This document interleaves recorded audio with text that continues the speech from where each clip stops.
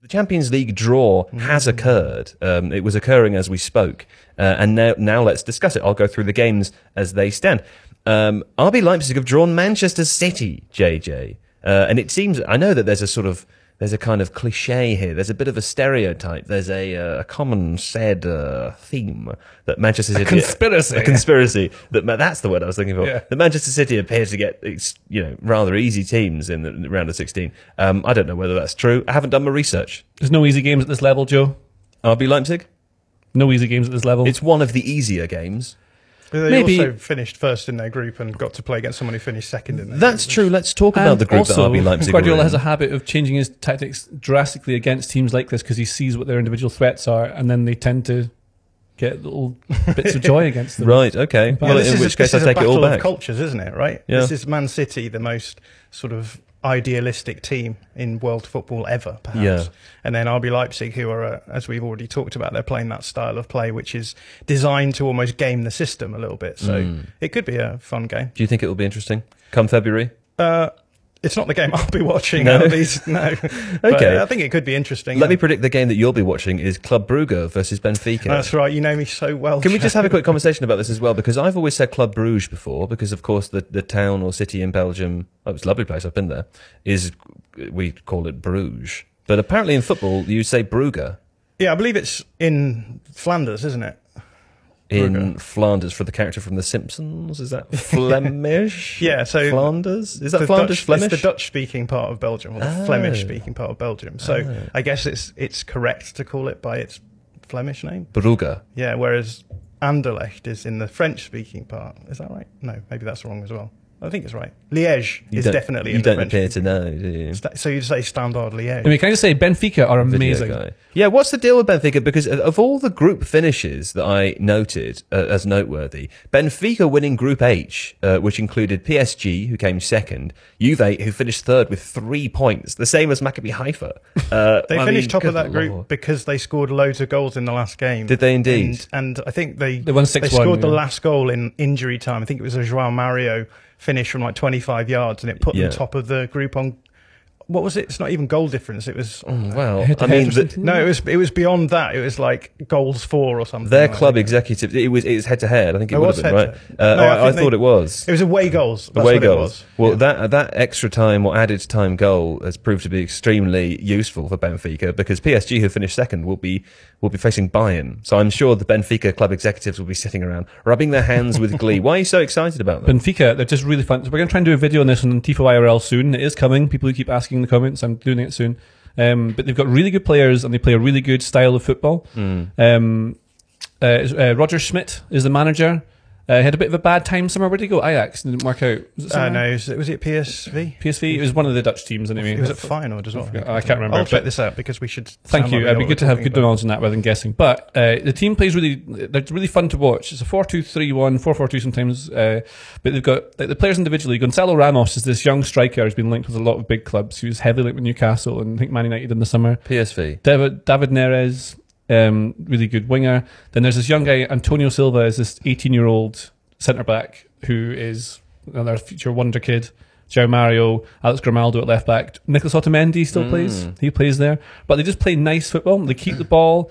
They win it back. They score the goals. They're just a decent team. All things that football teams need to do to win games. Yeah, I thought they outplayed PSG in the games that they played against them. I think they drew one of them, or they drew both. I can't remember. They drew both, I think. I couldn't possibly tell you. Well, they just looked solid for players who are not, like, we look at the team sheets, Benfica versus PSG, like, on paper, clearly PSG are miles better. Sure. But Benfica genuinely are like a team, and they just seem to be better with the component parts than PSG. Porto won their group as well, which was Group B.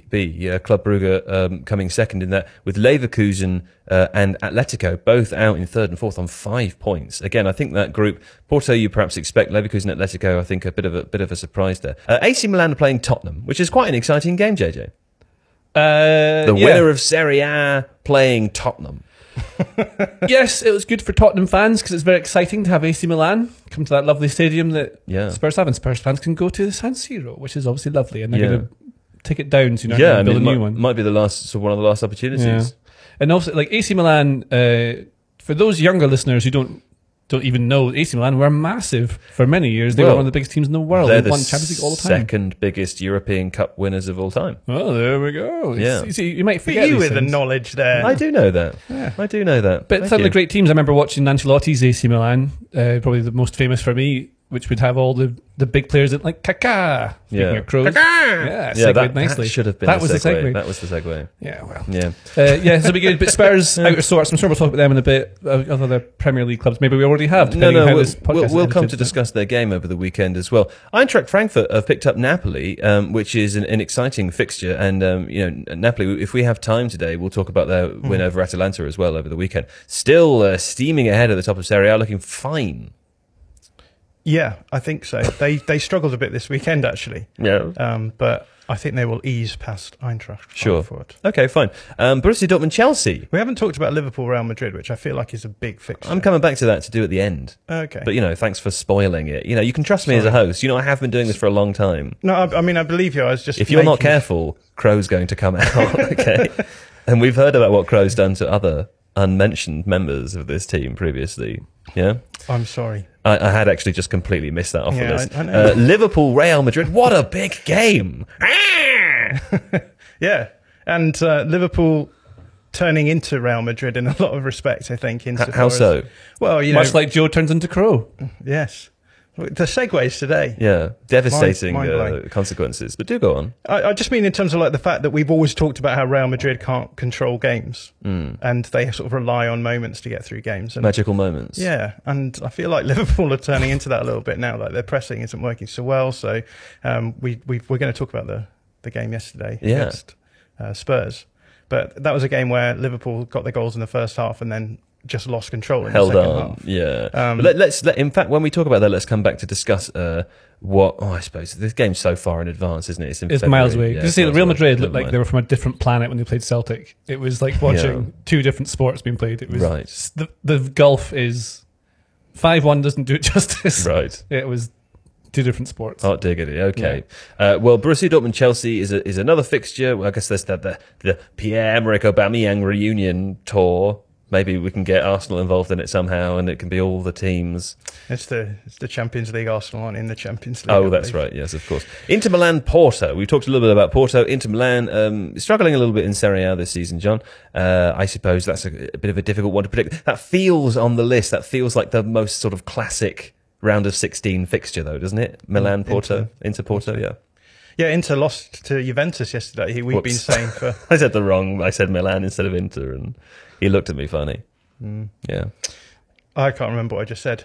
Inter have some analysis on this podcast, though. I feel like we haven't had any. This is going well. Minutes, yeah. Inter lost to Juventus yesterday, who we've been talking about as being pretty poor this season. And right. I mean, Juventus have had a poor season, but are still well in contention for Champions League, and Inter just sort of dropping away a little bit, which is kind of interesting. It'll be interesting to see how they just said the word interesting loads there. It's interesting. Interesting. That's why. But yeah, it's going to be fascinating to see. I used a different word. Fascinating to see how they sort of turn things around, because it feels like with Inzaghi, maybe things are getting a bit stale. So yeah, okay. And the final game is PSG Bayern Munich, which is also a big banger. Feels like a big banger, JJ. Yeah, John did a great video on PSG last week, I think, on Tifo IRL. So you want to learn all about PSG and whether they're really good enough to win the Champions League this year. Have you seen our TikTok went viral? Which one? Our Messi one. The one I did? Yeah. Oh, that's good. It did. I had a feeling that might happen. 200 and something thousand views over the week. Right? It's got 43,000 hearts on it. Is that a like on TikTok? A TikTok like? You are looking at the wrong person here. Yeah. I was kind of trying to look at Jamie, actually, but you were in his way, so, Does Jamie understand TikTok? He's a young man. Yeah. Jamie says yes, and that's how we know it's true. Yeah. Well, anyway, for more detailed information on PSG, John's done out in a video, so watch that. But I think we're probably going to end up at some point, maybe in the last game, talking about what PSG need to do to really win the Champions League, which is probably not have like 5 individual golden boys doing all the bits and pieces. But I will say, like Messi is maybe back to his absolute best. His numbers are incredible, but just watching him is... We've seen that 1,000 times. It's pure joy. It's so fun to watch Messi. Neymar's also playing really well right before the World Cup. And you've got Mbappe. They've changed the system a little bit, so Mbappe and Messi play their side of this front two, with Neymar coming in the 10, and they all rotate a lot. It's really it's quite fun to watch. And the midfield's changed this season as well. Verratti and Fabian Ruiz plays mostly, does it? Or yeah, they've been those names. Yeah, they've been playing Fabian Ruiz and someone else who I can't remember. Who is it? Someone young, I feel. Carlos Soler's Vitinha, yeah, he's been great. Well. Yeah. And then Bayern trying to transition a bit under Julian Nagelsmann, but you've got Choupo-Moting is suddenly now at 33 as good as Messi. Yeah. He scored in every one of his last 9 games or something crazy like wow. that. Was it? That's too much, isn't it? Lovely. Bayern Munich are finally top of the Bundesliga after a huge amount of time. So Union Berlin finally getting crushed by Leverkusen yesterday. I believe Seb Stafford was at that game, which is why he's not here today on the podcast. But I'm sure we'll hear more about that in the future. If you like this video, please consider subscribing to the channel. The Athletic is home to some of the world's best sports journalists, including David Ornstein, Daniel Taylor, Ollie Kay, Amy Lawrence and Rafa Honigstein. There are journalists dedicated to each Premier League team, so every fan gets the coverage they deserve, not just the big clubs. And you can try it for free now for 30 days. See the link in the description.